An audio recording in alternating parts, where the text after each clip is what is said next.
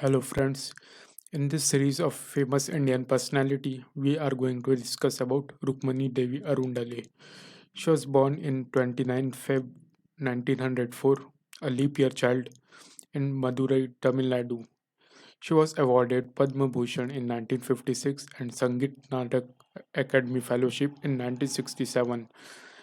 The leader of Indian culture, a thinker and creative artist, she knew that art have to be homogeneously allied to bring out the best in human endeavor. Rukmani Devi lived her life holding a candle up to this credo. She had a keen sense of observation and understood the art of life India with amazing sensitivity. She observed that we do not know how to create consciously the beautiful thing we once created unconsciously. The simple potter keeps on making beautiful pots. The weaver knows colors. If you ask him to make something modern, he will do something ugly. But if you leave him to do his ordinary way, he will make something beautiful unconsciously. She felt that we complicate things and lose simplicity. Such is the deep opinion of this creative artist. So let's see about her visionary career. She was regarded as the most important revivalist of Bharatanatyam and its original Sadhir style, was prevalent and is still prevalent among the temple dancers, the Devdasis, and she also worked for the establishment of traditional Indian arts and craft. Now, often Rukmani Devi is described as one who saved the art of Bharatanatyam dance from extinction. It is not surprising that Rukmani Devi pioneered the renaissance of art in modern India. To make her ideal work, she started an institution of learning where art dominated the core of education. She said, "We may say art doesn't matter. It is religion, it is spirituality that matters. Anybody who think is absolutely wrong because art is not something apart from life. Just as religion is not merely a temple, mosque, or church, art is not merely show, but the aspiration of soul to the highest. It needs the same devotion, the same great flight of imagination that produces religious feelings. Added to this are the creative spirit, which blossoming out of artist produces the great work of art. Now she says that think of some of the greatest temples and the bronze image of South India or even North India or any part of the world. These were not made by sophisticated people. They may not even be able to speak to us about abstract philosophy. Nevertheless, they were the people who created masterpieces. Such art helped people to appreciate reality.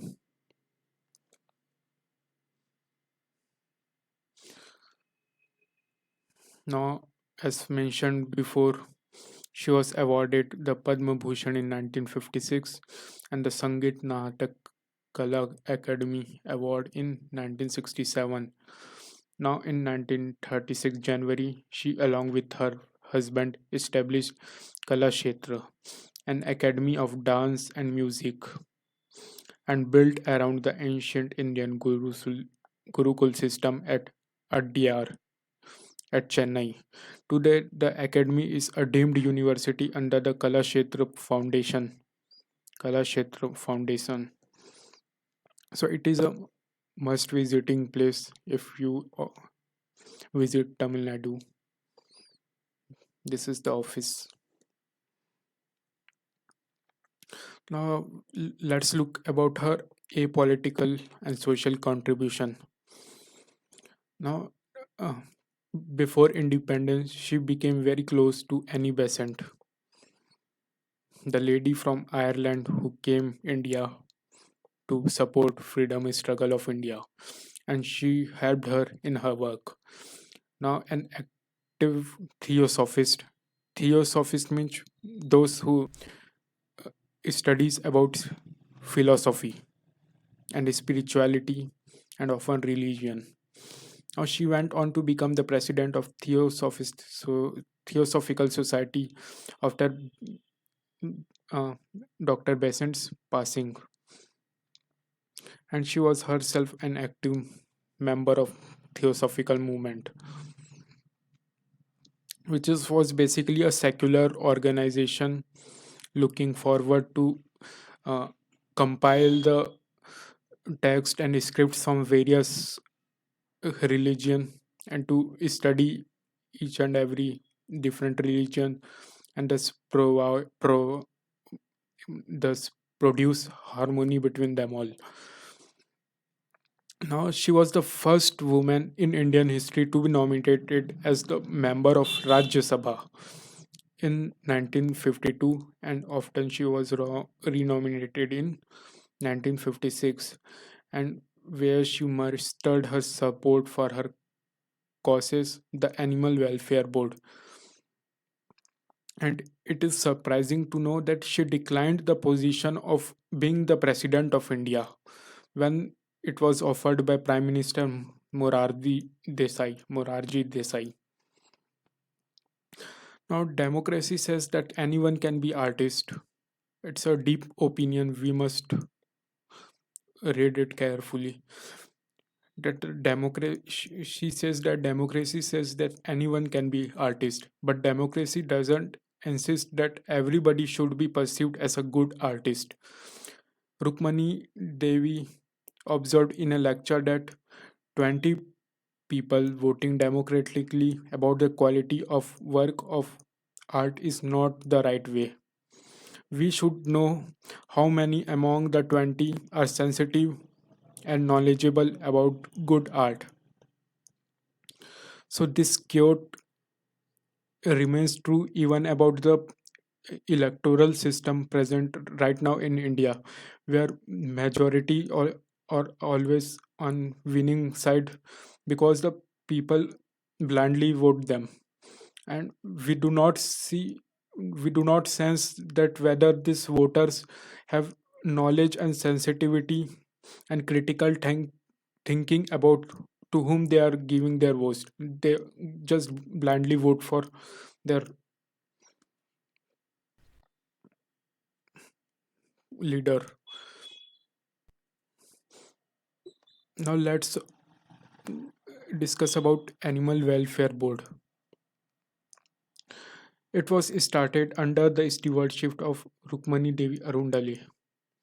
She had a keen interest in animal welfare, and she was associated with various humanitarian organizations, and as a member of Rajya Sabha was instrumental in the legislation of the Prevention of Cruelty to Animal Act, which was in recent news due to the incident of killing of animal in Kerala, and later for setting of Animal Welfare Board of India, and she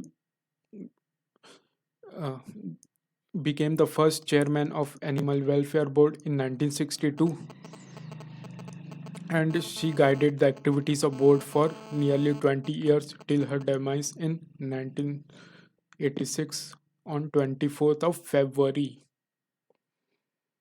When asked about how she became an animal activist, she said that I was standing one day on a railway platform waiting for my train when I felt my sari being tugged by someone. I turned around and it was not someone but a monkey, a caged monkey pulling out my sari to ask me to help me get out of that trap. I felt that monkey has given me a task, a mission to do welfare for the animals, to save them. Now, young readers will feel enthusiastic to know that in 2016, the Google honored her 112th birthday with a doodle, and then Google repeated the same for International Women's Day. So, this is the picture of her 112th birthday in 2016. Well, this is the picture that Google Doodle placed on International Women Day, which falls on 8 March in 2017.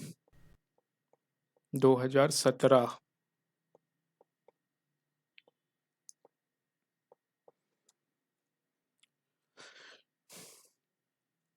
Now let's discuss something more about her vision. She says that creation of beauty was the part of everyday life, and the spiritual background, which is simplicity, she felt had that high aspiration, a deep love of an ideal, a goal, and an unconscious but intelligent impulse to express it in our everyday lives. She believes that the creation of beauty was as much a spiritual expression as worship in a temple, and she believed that art helps in development of all aspects of life. The presentation of beauty through dance, music, painting, sculpture, etc., which are the channels of that beauty and channels of spiritual thoughts, stimulates the mind and the emotion of people. She wrote that she wrote deeply, which you must read and give special concentration. She wrote that right emotion is the essence of evolution. Sorry, evolution. It is very dangerous thing to be brilliant or clever without knowing how to use imagination, without knowing how to control imagination, or no matter how clever a man is, he still remains primarily a creature of emotion. Therefore, it is necessary that emotions become stimulated in a right way. There needs to be a fine tuning to see and hear the great and the true. This can be done only through one channel, by attuning ourselves to beauty and to greatness. That's all for today. Thank you.